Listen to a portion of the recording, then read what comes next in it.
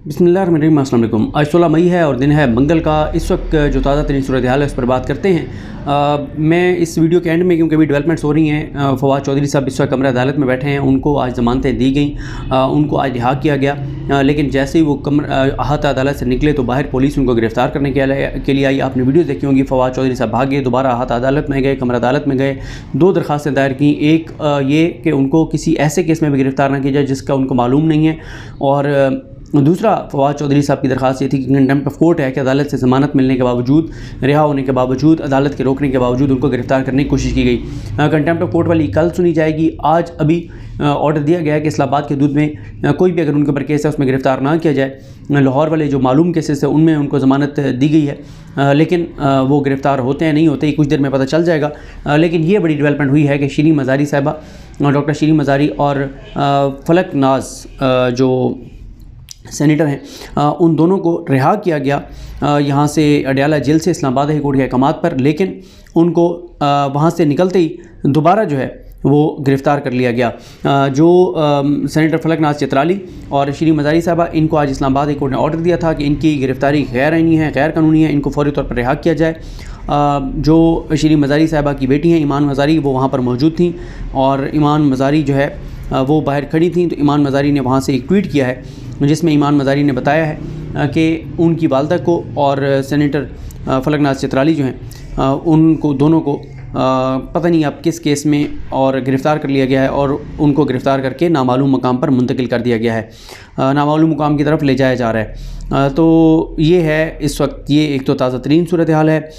दूसरा, मैं आपको चलें इतनी देर में शायद कोई और भी डेवलपमेंट हो जाए इस हवाले से, लेकिन आपको बताता हूँ कि तहरीक इंसाफ की जानिब से कोर कमांडर्स कॉन्फ्रेंस के ऊपर जो कोर कमांडर्स कॉन्फ्रेंस का आलामिया है, जो इससे पहली वीडियो में मैंने आपको बताया था, उसके ऊपर तहरीक इंसाफ का रद्द-ए-अमल आया है। बहुत इंपॉर्टेंट तहरीक इंसाफ का रद्द-ए-अमल है, क्योंकि इमरान खान साहब की गिरफ़्तारी और रिहाई के बाद ये पहली कोर कमांडर कॉन्फ्रेंस थी जिसमें ये चीज़ डिस्कस हुई और उसका आलामिया जो है वो सामने आया है। और वो आलामिया मैं आपको बता चुका हूँ, लेकिन अब हम सिर्फ बात करेंगे कि तहरीक इंसाफ ने उस आलामिया पर क्या कहा है।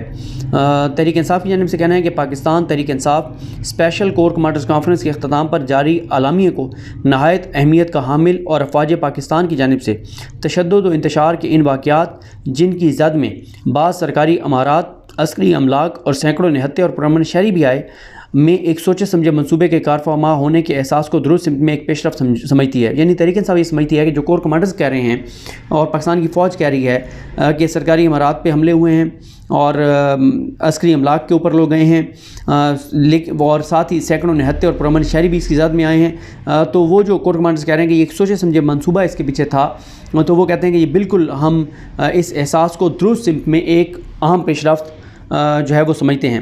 एक ज़िम्मेदार और आइन और जमहूरियत की पासदार वफाक पाकिस्तान की सबसे बड़ी जमात के तौर पर हम ये समझते हैं कि दस्तूर पाकिस्तान हमारी इनफरादी और इज्तिमाई रहनुमाई का वसीला है और किसी भी किस्म की पेचीदा बहरानी सूरत हाल का हल इसी इमरानी माहदे और इसके नतीजे में वजूद पजीर होने वाले कवानीन की हदूद व क़यूद में ही रहकर तलाश किए जाने में पोशीदा है।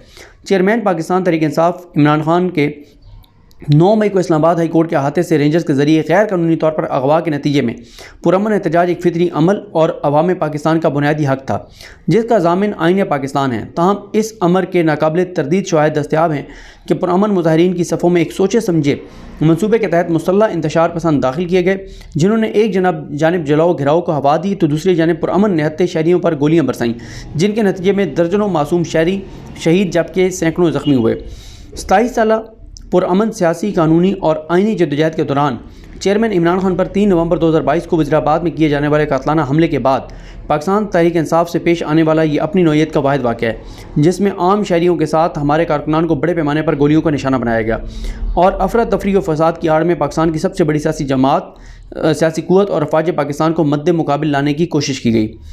उसके बाद ये कहा गया कि पाकिस्तान तहरीक इंसाफ ये समझती है कि फितना व इंतशार के इस गैर मामूली वाक़े में कार फरमा अनासर की निशानदेही के लिए हमा जहद तहकीकात नागुज़ीर हैं। चुनांचा Pakistan Tehreek Insaf chairman Tehreek Insaf Imran Khan supreme court के हुक्म पर गैर कानूनी हिरासत से रिहाई के बाद कौम से अपने पहले खिताब में सुप्रीम कोर्ट ऑफ पाकिस्तान के जजेस पर मुश्तमिल एक आला सतही बाइख्तियार कमीशन बनाने की तजवीज़ पेश कर चुके हैं।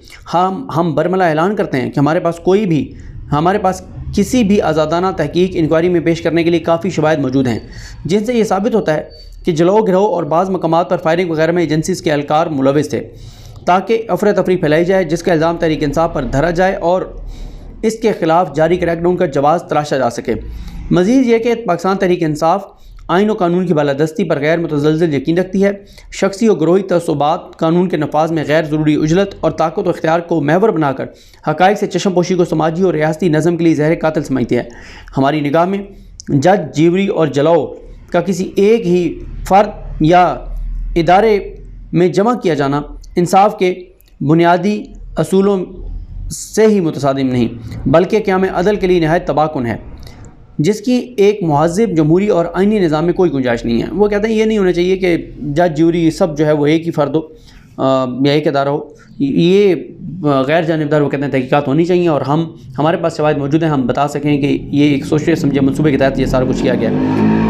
पाकिस्तान तहरीक इंसाफ कौमी मामलात के हवाले से सियासी फ़रीक़ैन के माबैन वसी तर इत्तफ़ाक़ राय की अहमियत की बदरजा उत्तम मोतरफ़ है और ये समझती है कि किसी भी सियासी क़ुव्वत की हैसियत और कबूलियत का पैमाना उसे हासिल अवामी तायीद और हमायत ही है।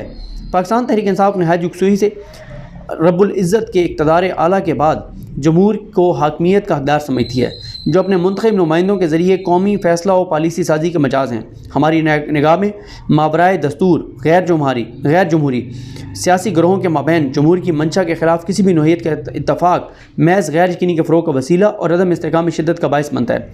चुनांचे लाज़िम है कि फ़ौरी, साफ़ और शफ़ाफ़ इंतख़ाबात के इनेकाद के ज़रिए हक़ के फ़ैसला साजी आवाम को वापस लौटाया जाए और आइन के ताबे इस कौमी सफ़र की राह हमवार की जाए, जिसकी बुनियाद कशमकश की बजाय यकजहती पर उस्तवार हो। ये तहरीक इंसाफ का उस कोर कमांडर्स कॉन्फ्रेंस के आलामिया पर जो है वो रद्द-ए-अमल है।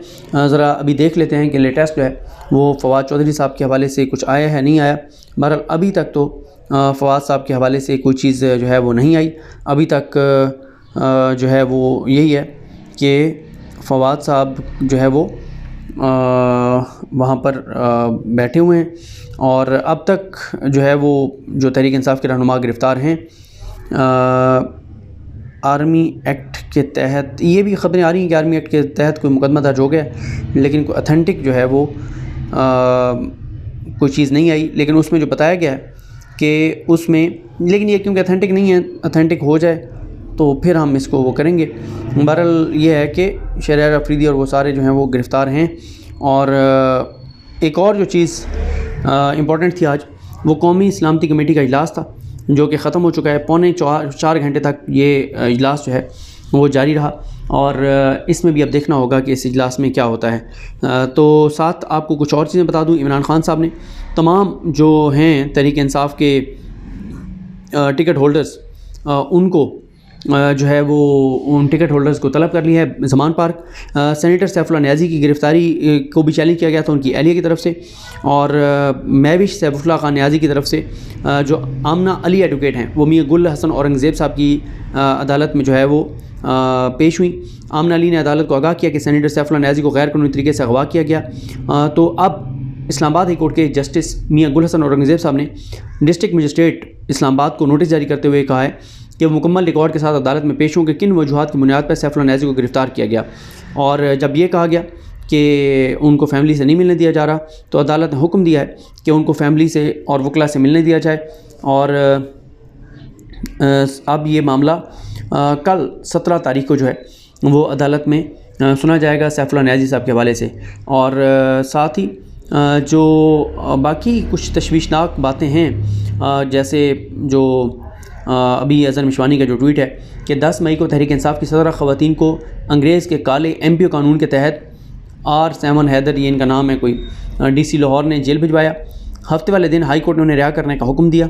उनमें से 2 ख़वातीन सनम जावेद ख़ान और तैयबा राजा को थाना चौंग में बंद कर दिया गया। फैमिली को बताया गया कि मरीम के ऑर्डर हैं कि इनको नहीं छोड़ना, ये मेरे खिलाफ बोलती हैं। 3 दिन बाद आज हाई कोर्ट में हब्से बेजा की केस में सुबह 9:30 बजे उन्हें हाई कोर्ट में पेश करना था, लेकिन SHO ने झूठा बयान देकर कहा कि हमारे पास नहीं है। हालांकि इन खवातीन से थाने में फैमिली तीनों दिन कई बार मिली थी और CTD हेडक्वार्टर लेकर गए थे, उसकी भी फुटेजें हैं।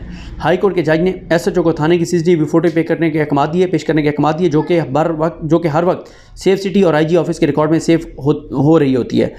मुल्क पर मुसल्लत टोला बेगैरतियों की नई हदों को छू रहा है, ये है। और बाकी आपने देखा कि आज कुछ प्रेस कॉन्फ्रेंसेस भी हुई, खैर उन पर बात करेंगे अलग से। और मुराद सईद ने ख़त भी लिखा है सदर पाकिस्तान को, इन तमाम चीज़ों पर बात करेंगे जो नई डेवलपमेंट्स हो रही हैं। मुझे अपनी दुआ में याद रखें। अल्लाह करीम हम सब का आमीन नासरो।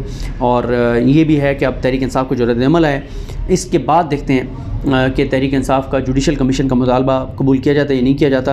अगर तहरीक इंसाफ खुद कह रही है कि सुप्रीम कोर्ट के जजेस पे मुश्तमिल कमीशन बना दें, तो मेरा ख्याल है ये बिल्कुल दुरुस्त एक मुतालबा है। सुप्रीम कोर्ट के जजेस पे मुश्तमिल बनाएं कमीशन, वो तहकीकात करे, अगर कोई ज़िम्मेदार है उसको सज़ा मिले, और जो ज़िम्मेदार नहीं है उनको उनके खिलाफ केसेस ख़त्म किए जाएँ। ये एक अच्छा तरीका है। तो बहरहाल देखते हैं किस तरह मामला जाते हैं। मुझे अपनी दुआ में याद रखें। लकीम हम सब का आमीन नासरो।